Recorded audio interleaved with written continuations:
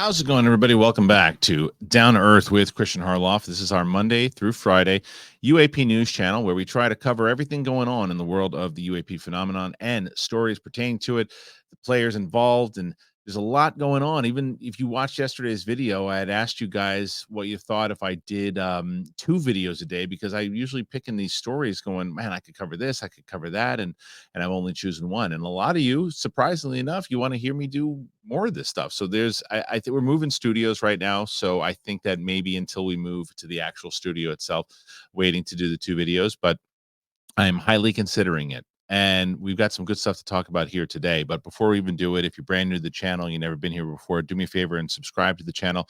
We are very close to hitting that goal of 25,000 subscribers, really close. So if you're enjoying what we're doing over here and you like being part of it and you haven't subscribed, please do it. We're on the Down to Earth podcast feed. You can get that. I had my interview today with Thomas Jane, the Punisher himself, talking about UAPs. And that is also on the podcast channel, or you can go to my main channel and figure it out. But today, someone that I had on my channel a little while ago was former Rear Admiral Tim Gallaudet. And when he speaks, people listen. You know, he's been very heavily involved. He started talking about the stuff in his first time that he was on my radar. My radar has been around this subject for about a year now, but like the first time was the Soul Foundation. When I was like, well, that guy, I want to listen to what that guy's saying.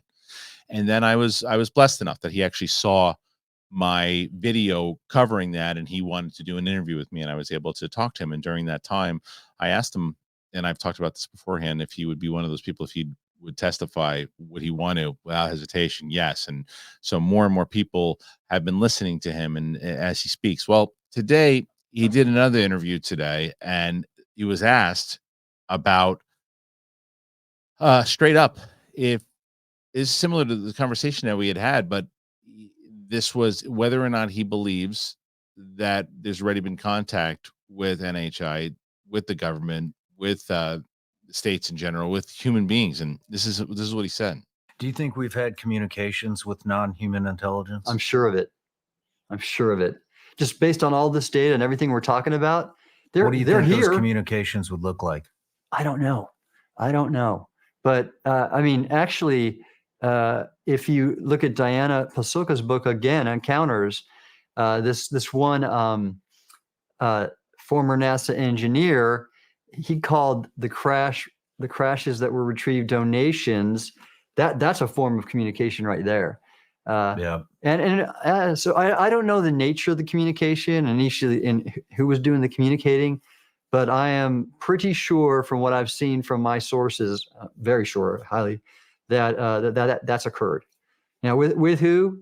Parts of the government or just individuals? And actually, by the way, when you say we, if you mean the U.S. government, yeah. I mean, when you hear him talk about it, when you hear Carl Nell, when you hear so many different people in so many different elevated places in the government that are just convinced of this, it's hard. And I know the skeptic's point of view. The skeptic says, oh, they're selling books, they want to do this, they want to do. I don't know what that answer is when it comes to Tim Gallaudet, because even when I talked to him, he was like, this is not my full-time job talking about this stuff. It's just an interest, and I think it's the right for people to know about it. And the idea that, you know, from his sources and other things, that these are communications. And I think that still to this day, it was Darcy Weir's documentary that I was able to interview both Darcy and Tim at the same time. But it was that documentary. Like I said, I know there's a lot of you who've been following this topic for a long time. I'm a novice. I know it. I didn't know a lot about the USO stuff. I didn't even know. I thought it was called UFO for a reason. I didn't know. I know that there was sometimes that pilots saw it going under the water or going near the water, and there's claims that sometimes they saw things going into the water. But when you go and you dive deep, pun intended, of this subject matter of the USOs and the ideas, and it makes sense too, right? And it's even covered in the documentary that there's so very little of this planet that is land, and the majority of it is indeed water. And it is so vast, in the seas and everything, like unexplored territory.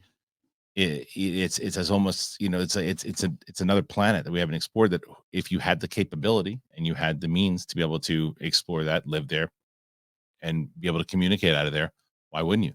And the speeds and the things that they see inside of it, but the communication that whether it's the U.S. government, whether it's the world, he's convinced without even a shadow of a doubt. You see it and that's the Shawn Ryan podcast, by the way, too. That was where the interview took place, and the link to that full interview is in the description. So if you want to check it out, you should. It's a great interview by Shawn, so check that out. And it is the conviction in which he doesn't even flinch and says, in the same way that Carl Nell didn't even flinch when asked about these things. So it makes you think, and it does always lead back to me the same thing, as far as, well, what comes next? Where, like, I love hearing someone like Tim Gallaudet and a Carl Nell say, yeah, of course, they're here. We've done, I know that we've had communication. I'm convinced we've had communication. And it's one of these fascinating things to say, wow, what if? But it leads me to the public hearing. I want to hear somebody say this in front of the public hearing. I want to hear somebody say, we've had communication. This is what happened. This is it. Is what eventually leads. You listen to Gary Nolan was talking about, like, even when it comes to like battling skeptics. So that's not even a fight we're doing anymore. It's more about, like, how do we start to put together this plan of releasing this information? And is this part of that, a part of the communications that they've had? These gifts and things that have been out there. And I think what's interesting too is that, in continuing in with that interview, the Shawn Ryan and Tim Gallaudet, was the idea of the stigma that's been there for so long in this topic, and the idea that more and more people are able to talk about it. I mean, hell, even though I was talking to Thomas Jane and I had mentioned to him, I don't think that an actor of his caliber could have openly been talking about this stuff 10 years ago. But now it's less taboo. It's still a little, sometimes you still get and all that stuff. I still tell people I do this type of thing that aren't into it, and they go, oh, you do Bigfoot too, huh? That you do ghosts? And I'm like, it's not the point is, I'm trying to just find out information of things and facts that are out there. And that is what someone like a Thomas Jane is doing, someone like Tim Gallaudet is doing. But I think what Tim Gallaudet did that was very interesting, and what he said that was very interesting, rather, was about starting to start a program in colleges of UAP studies. And I mean, you talk about taking away the taboo of it, offering it. Listen to this clip. I mean, even working with a group to establish a master's degree program in UAP studies. So that's happening. And then so that I think that's what's going to remove the stigma, and it's already occurring. What's that going to entail? The master's degree on UAP studies? Yeah, well, really, I'd love to see a physics-based or engineering-based one, but that information is not out there yet in terms of crash retrieval. This one's going to be a humanities-based one that looks at some of the cultural and anthropological and societal issues around UAP, which there are many. I mean, if we're being visited by other civilizations with huge technology powers, what does that mean for society and everything else that could be possible with that? That's pretty big news in general, right? As I've said, that you guys are tired of me saying, of how does the mainstream media not pick up the fact that a former Rear Admiral wants to do a master's study about UAPs and the idea of it, and eventually turn that into, when the reverse engineering information is out there about the technology and other life forms and other beings visiting, like the fact that a former Rear Admiral is saying that, how is that not news?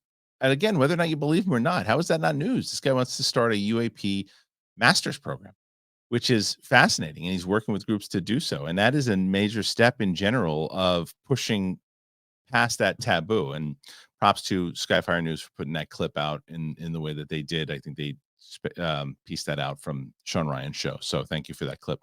But yeah, man, this is another reason why this news has been making the rounds, because when Tim Gallaudet speaks, his community is starting to listen. And I realize this too, and I have to have the responsibility of it, that if I'm going to be one of the people that is bringing you this kind of news, that this is, if I'm lucky enough that you're getting this news from me, then I want to be responsible in it by obviously always approaching it seriously, trying to take a level head and seeing both sides of it, and not just trying to go on one angle and saying, well, let's try to approach it from both, and trying to, I hate to say the cliched kind of balanced news of it, but I can have my belief, right? You can have your belief, and you have your questions. And that's one of the things I've seen in these comment sections that have been, I've been really blown away by and thankful for. They've been super respectful, super kind. I think that when it comes to both sides of it, there are people in here that are not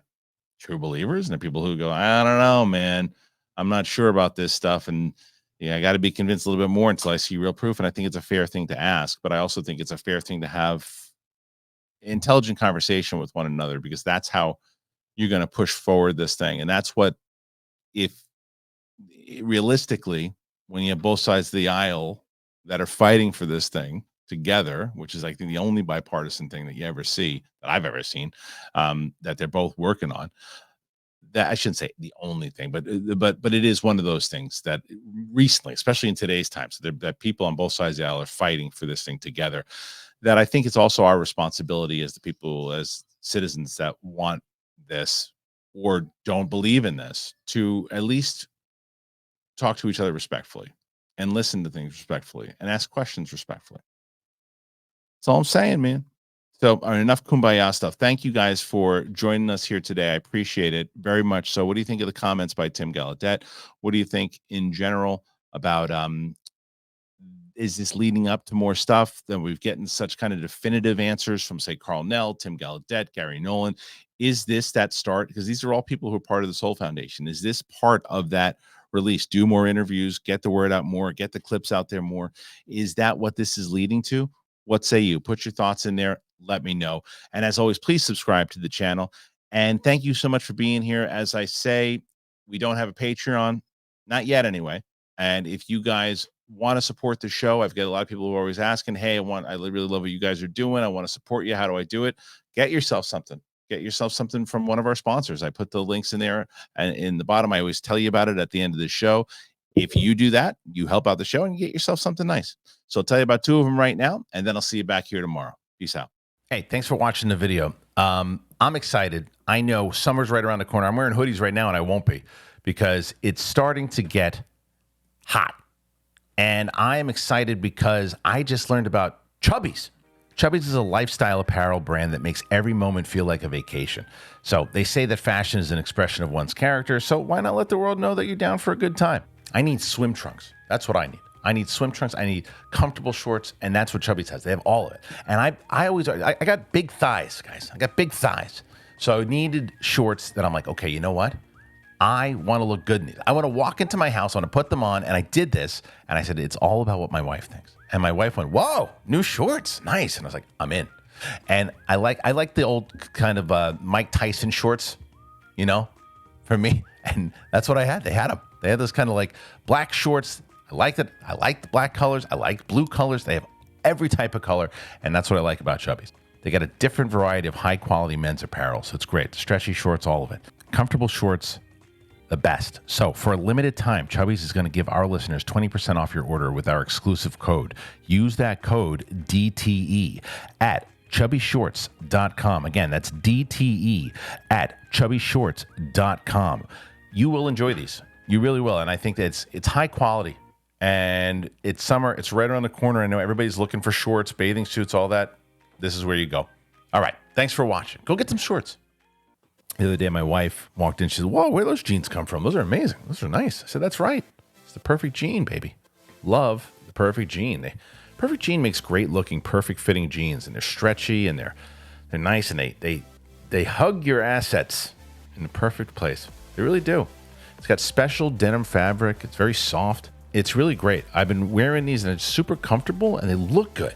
And that's what I needed, and I got it. Trust us when we say these really are the perfect jeans, because once you try them, you're never going to go back. For a limited time only, my listeners are going to get 15% off their first order plus free shipping. We got to go to theperfectjean.nyc or Google The Perfect Jean and use the code DTE for 15% off. I love it. I put them on, and I was curious at first because they were like, stretchy jeans, do those work? And they do. They feel super comfortable. They look good. And I like wearing them. Super stretchy and great. I felt good, man. Felt good wearing them, and I can move around in them, and I like that. They fit great. Make sure you go to theperfectjean.nyc and use that code DTE. 15% off. Get it.